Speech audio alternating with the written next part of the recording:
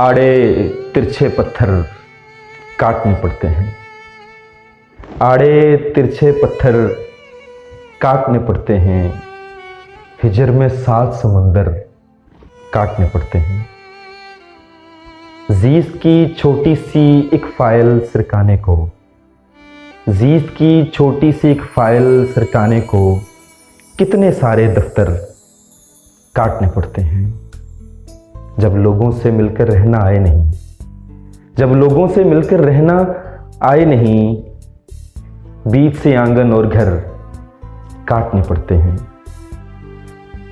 एक चेहरा तस्वीर से बाहर लाने को, एक चेहरा तस्वीर से बाहर लाने को अच्छे खासे मंजर काटने पड़ते हैं।